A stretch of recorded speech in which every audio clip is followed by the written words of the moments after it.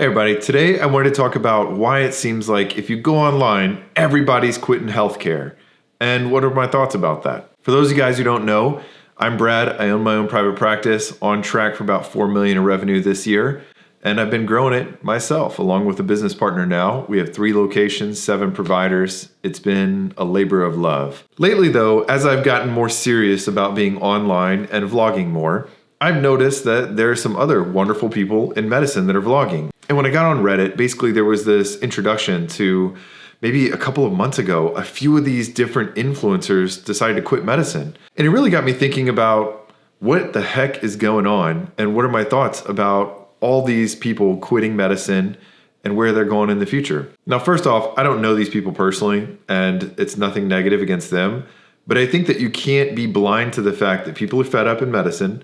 And there's a lot of people, doctors, residents, med students, it seems like at least, that are quitting. Now, the first one that I want to take a look at is this lady who goes by It's Life by Maggie. And the very first video that I watched of her was her saying she's quitting medicine. And it's a long rant about her quitting medicine. And I think that her introduction to quitting medicine in that video seems different than the second guy that I'm going to highlight, because she really focuses on the financial side of things as to why she feels like she had to pay $20,000 to create these courses and sell it to other people that were supporting her along the way, such as med students or pre-meds.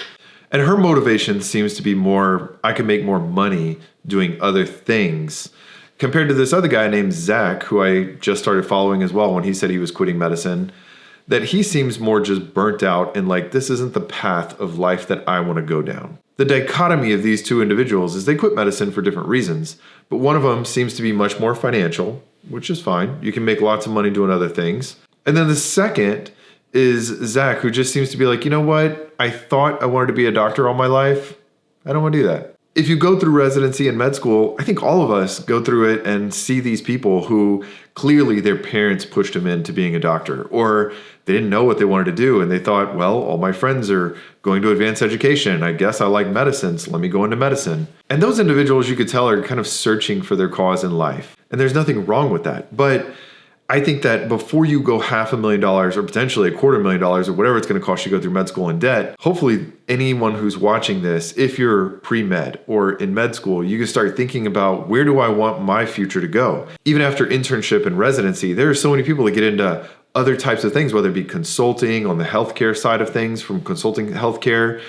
I have some people that just go into tech and advise for health tech. There's some people that go into venture capital back things and they start advising people on investments in these types of industries. But I can't be blind to it. I'm looking around in my own neighborhood saying, you know what, since I started my practice almost 6 years ago now, almost all of my primary care competition that isn't the big guys, they've quit.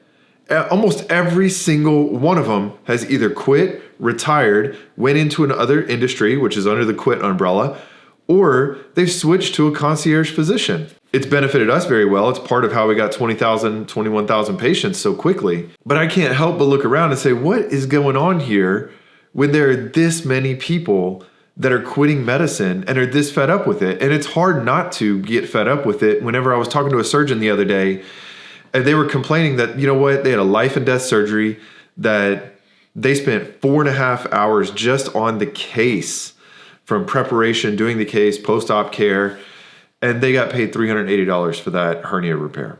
It was a very complex hernia repair, and they said, look, they even talked to their coders and billers, $380 for that entire hernia repair. And you can't help but take a step back and say, all right, is that person's level of expertise spending that kind of time on it?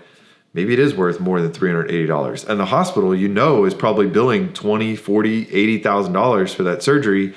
The cost problem is not the physician's income from that. It's all the other ancillary services. A similar thing to this could be, you go take your car to a dealership and you go get it fixed. You know, you're going to get charged a couple $100 an hour in labor. You know that that person who's fixing your car is not making that couple $100 in labor, but they're probably underpaid for what they're doing because they're doing all the hard work. Eventually, that person working on your car is going to be like, you know what, why don't I go start up my own shop and do something else instead, or maybe switch to a different career instead. And is it hard for me to blame these people that are going into general surgery, primary care, that are looking for things like I'm doing, these executive wellnesses where I make $1,000 an hour doing it. I make the same seeing one patient in the morning as I do seeing all other 10 patients basically. Why would I see 10 patients when I could just see one executive wellness? It doesn't make any sense. The health insurances have gotten way too greedy. We're getting a 3% pay cut next year. In the setting of record inflation, we got a pay cut this year, we got a pay cut last year, and we got a pay cut coming next year. And, I see so many patients that are ticked off. Why is it a 9-month wait to get into my Parkinson's specialist? Yeah, because nobody's doing outpatient neurology anymore. That stroke call for neurologist pays way better than outpatient neurology. And the fact that they've cut reimbursement to ancillary services such as EMGs and other things that neurologists used to do, there's no wonder that doctors are quitting or moving to something else. I'm in a very tech-based city where I'm at, and I can tell you that many of the tech workers that I see are probably making as much as I'm making in primary care if I didn't own the practice, or more. And a lot of these people are working from home. They've got a great work-life balance. They don't have to do notes at night. They don't have to do all this other stress of every single person you see, those 20 patients you see during the day. I can get sued for a couple $1,000,000. Sure, their job is probably tough too, writing code and doing other things, but are you worried that every single advice you give is potentially you getting sued or a board reportable offense if you do something wrong? So at the end of it all, do I blame It's Life by Maggie or this Zach guy for quitting medicine? No, they got to do what works out best for them. And it's not just them as influencers. There's other influencers that have quit medicine. And I'm not going to end this video by saying I'm quitting medicine. I just think that to say that these influencers are the only ones that are quitting medicine, I think is missing the big picture. I think there are a lot of physicians, residents, and even med students now that are taking a look around saying, do I really want to do this? Do I really want to go $500,000 in debt to become a pediatrician and make less than a software engineer with a great work-life balance that maybe works from home? I don't know. For a lot of people, the answer is no. I still love what I do, but I think that we're headed towards a 2-tiered system where you're going to have to pay an extra fee if you want to see a physician, that I think that eventually the reimbursement is going to have to change. That now it's 3-6 months to get into a primary care's office, a rheumatologist, a neurologist.